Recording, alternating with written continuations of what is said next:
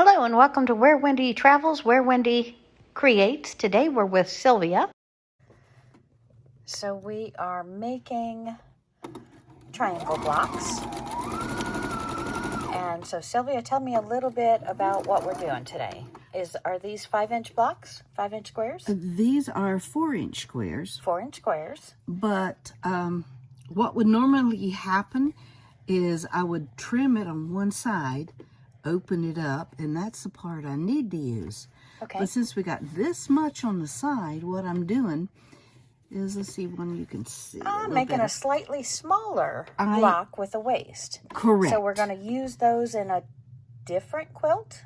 That is correct. I will have two half square triangles. This one will be the 4-inch finish, and this one over here, when it's all done, will equal out to be, I'm guessing, a 3-inch square. Well, very nice. So this is a great way to use scrap fabrics. That's true. That are at least a 4-inch squares that can be gotten out of them, and then take it to a true right down the center for the block that you need in the quilt, and then slightly over, what is that, a 1/2 inch? So you've got roughly, a 1/4 inch on each side. It's roughly a 1/2 inch. It's just under a half because I do a shy quarters. Okay, absolutely beautiful. And I'm going to open this one up here, and oh wow, and that is very nice. So we're getting 2 blocks out of each block instead of having any waste. We're doing it this way,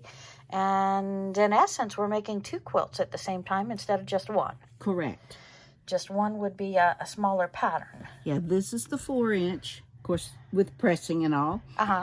And then this would be your 3. It would be pressed and then trimmed down because it's got the okay, very nice extra corner. The little extra corner, and you also trim it up to make it perfect. To make it perfect. Well, beautiful. I love that. And we're going to look at some of your other squares over here that you've already got ironed. Be on both sides. And so, Sylvia, this looks like some that you're already working on. And these are 4-inch squares as well? Yes. Sorry about my finger there, guys. So these are 4-inch squares. And we have them stacked 4 by 4. So we're using 16 in the middle. And then we have this beautiful design that's going to be on all 4 corners. And Sylvia, did you buy yardage for this, or is this, again, using up scraps from previous projects? This is all scraps. Now, this, beautiful. This is yardage. Okay. That I had. Off-white, the cream. Okay. The cream. And all the rest of this is just leftovers from previous stuff. What a beautiful scrappy quilt. I cannot wait to see you sew these blocks together. And how big is this quilt? This is an entire stack of blocks that you've been working on. It will be, without extra borders, approximately 60 by 80. 60 by 80. If I put on extra borders, of course, it'll add whatever the amount of border is on all 4 sides additional. Okay, now Sylvia, I apologize, I'm not sure. That's a queen size quilt or a full? No, that's in between a twin and a full. A twin and a full, okay. So on the queen, it would only cover the very top, or? Yes. Okay. Well, very nice. I'm excited. I can't wait to see this quilt come together for us. More soon. So it looks like we're getting some of these sewn together. I am very excited. They are looking great, Sylvia. Love it, love it. Over here, I pin it, and then when I sew it, open it back up. And this, with the others that meet up, make a 4-patch. Beautiful. But the 4 patches... Sylvia, this is looking absolutely gorgeous. The 4 patch will be a diamond look. So the 4 patch is going to be a diamond on point. Beautiful. Yeah. Beautiful. Oh, Sylvia, this is gorgeous. You have your blocks mostly put together. I see you still have some sides to put on. But talk to me about this process. Now, this is all about... This is about using up fabric you have on hand. All these little squares, they started out about 4-inch squares. Squared them up, so they'd go together. I did 4 by 4, which makes 16 centered. Here, let me show you. We'll take this block here that don't have glass sides on it. When I first started, this is what I had, and I kept looking at it, thinking, well, I've got blocks left. What am I going to do? So you created this. This is not a pattern you're following. No, it's not a pattern. It's just something I wanted to use up fabrics I had on hand. Okay. That I'd had around for quite a while. So once I came to this, I thought, well, I like the creamish, off-white background because it would go with anything. Okay, right. So I took that, cut 4-inch strips out of that, took some of these squares. Oh, yeah. Sewed on the ends of the strips to Okay. make a rooftop on a house, so to speak. Nice. Triangle. Okay. I did it on both sides. Okay, beautiful. And then I decided, well, let's do it again. But then I knew if I just ended with this and the points, I'd have a large, solid cream color block in the center, and I didn't want that. Ah. So when I went to do the side ones, Okay. of course, I came up with the same here, but instead of having the white there, I put in a color block.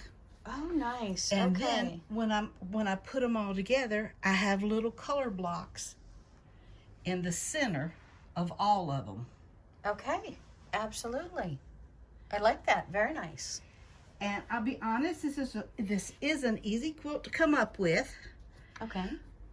But the difficult part is once you get your blocks made is when you lay it out to try to make sure you have no two colors touching. And I think, Okay, so that's why everything's laid out now, because you had to audition to make sure that no two blocks were side by side. Like I didn't have this blue right next to itself. understood. When I would go here. Okay, or like when you would go here. Correct. Okay. Very nice. Well, I am loving this. This is sweet. This is what I would call a very precious quilt top. This I would be honored to have this on my bed. This is gorgeous. So now we get to watch you put the sides on, and then I am eager to see this put together. This is gorgeous. Okay. What I'm going to do with the sides, Okay. as you see they're here, but what I do is I lay it this way, and first off, I match up the very center because I have seam going one direction, seam going the opposite. That's what we've always done in quilting, or tried to always do. So we're going to match our seams. Then I match the edges, snug it up. Okay. As you can see, these two seams go in opposite directions. Ironed in opposite And directions. of course, this one is an angle, but this one is the other. So I just put one pin to make sure I don't flip that seam as I sew. Okay. And of course, the same thing with the other side. I pin the center, then I pin the side here. And Straighten I it love out. how your sides are also crisp and ironed, and all the seams meet. And you do pin it to make it line up perfect. Yes, before I sew, I do pin, and once I'm done, as you can see, before this piece is added to the larger piece, of course, is ironed, Okay. and this piece is ironed. Well, Sylvia, this is gorgeous. I hope you don't mind. I'm going to come back to you in just a little bit, and maybe I can watch you sew one of those sides together and see where the pins are. Okay. Okay, so we're putting the final pins in your seams, and like you discussed, you're lining up the edges, lining up the seams the way you've ironed them. The one is ironed one way, one is ironed the other way, so they're going in perfectly. And I'm trying to see your seams. Okay, hold on 1 second here. Okay.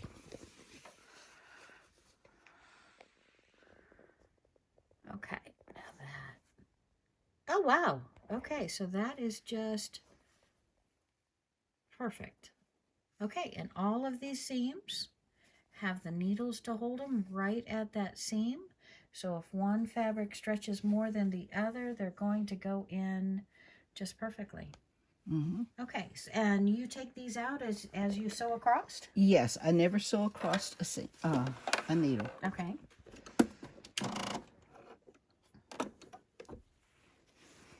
And so you're just doing a straight stitch? Just a straight stitch, and I do it needle down, and I'll show you what that means. One second here. And I also want to start to hold my threads. Okay, perfect. All right, see, when I stopped, the needle went down in the fabric. That way, if the fabric moves, it's always going to stay in the right... your stitch position. Okay, perfect. Correct.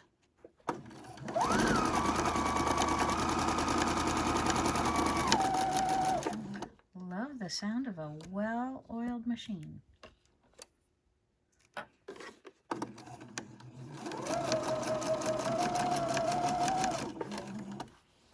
Oh, yours purrs like a kitten, and mine screams like a dinosaur growling. Maybe it's time for cleaning. Yes, maybe I need to not go so fast.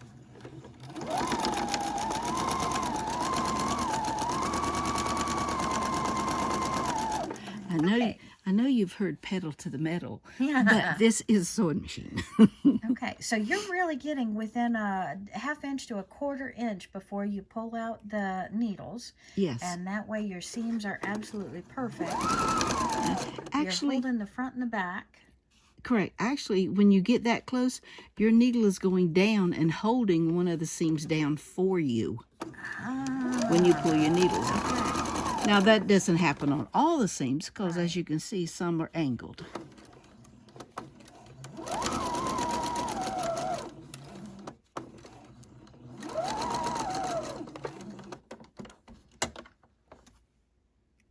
And lifting is just making sure that angled seam is going to lay flat. Okay.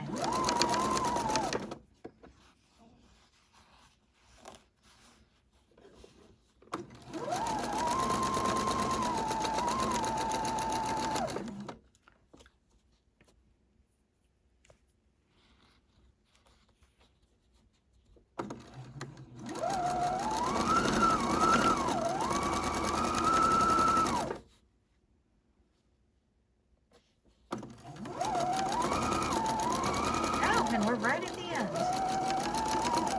And I let my finger run against the side. Okay, and let me see what you... So you've actually ran off the fabric. I thought that's what I saw. Yeah, the threads loop when you do that. And then you were saying you run with your fingers, because I've noticed it's hard to see exactly where the needles... All right, the needle's running. When I get to the edge, sometimes when you've got an angle seam, it'll want to go one way or the other. So I just put my finger on the fabric right next to the foot. Okay. Well out of the way of the needle. Yeah, and but so in the when way of the camera. Yeah, sorry. So then when it runs off, it holds it running straight. Okay, that's perfect. And then we trim our threads. Always leaving a little. And I know you, Sylvia, you're going to iron that piece before you do too much else. That's right. See, not perfect, but pretty who's gonna examine it, you know? Oh, here we go. That's beautiful. Okay, very, very, very well done. Awesome. And now we do the other side. That's right. And I usually always have the smaller piece to the top. Now, there are some projects where that does not work. Okay. But most projects, it will work that way. We're up here to the top. I'm going to pull that out. Make sure I'm lined up proper. And with this, I will put my needle down, hold my threads, run real slow. And as you see me, the needle is going up and down and my fabric's not moving. I am actually knotting it. Okay. Without having to hit a fix button. Okay. Or without having to back up. The stitches are so close together that it's knotting itself. Wonderful. Okay.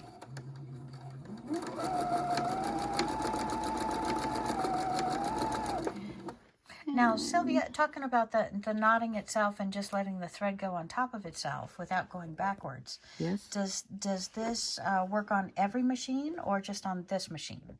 Like on my machine, when I'm reverse stitching, if I just stitched in the same place, would it be locking the threads? Yes.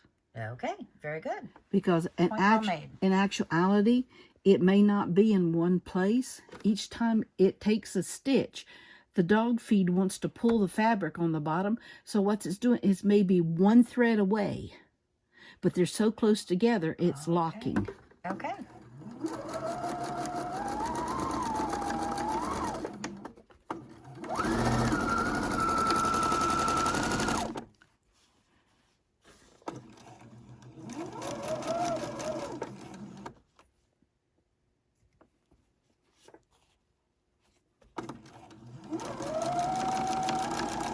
Beautiful. Okay. And I see you're always holding the front, always holding the back, always going slow. You're within a 1/4 inch when you pull those needles, 1/2 inch at tops. Right. The reason I hold it straight on both sides is because I want to run a straight line. I don't want it to weave. And if you just let it go, it's going to grab the fabric. And since the fabric is all to one side, it's heavier to one side than the other. Yes, it torques. Okay. Okay, very, very good.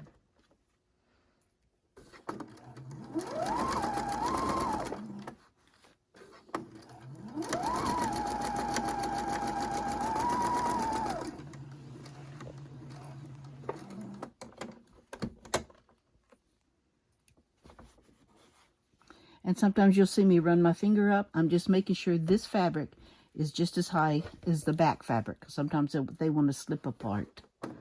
Okay. If I'm still in question, I'll fold it back and look. Okay, good. Good, good, good. And those needles do wonders. Mm-hmm. They absolutely do.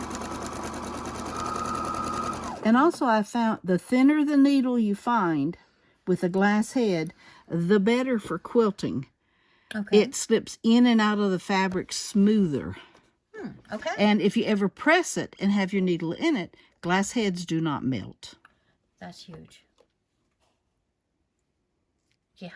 No one wants that sticky on their iron or getting it on the quilt fabric and ruining a piece. Not to say ruining the pin itself. The looks of the pin anyway.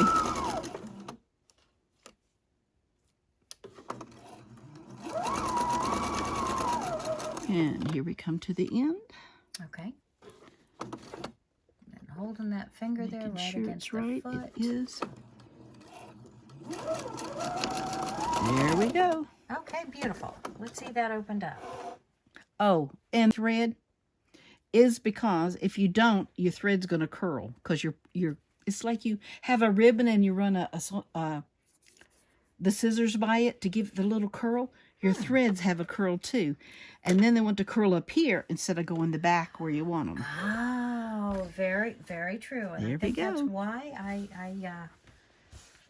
often lose my How do you thread like and have it? to rethread the machine. This is very nice. Whoops, Can you turn that light back? Yes. Okay. Sorry. Now what I'm going to do is when I go to the ironing board, all this is ironed, but this will get ironed toward my outer part. Okay. All the way. And of course, when I've got the seams, you have to be careful you're not going to twist the seam that's already there. Okay. But I go up and out all the way, all the time. Absolutely beautiful. Okay, thank you. You're welcome.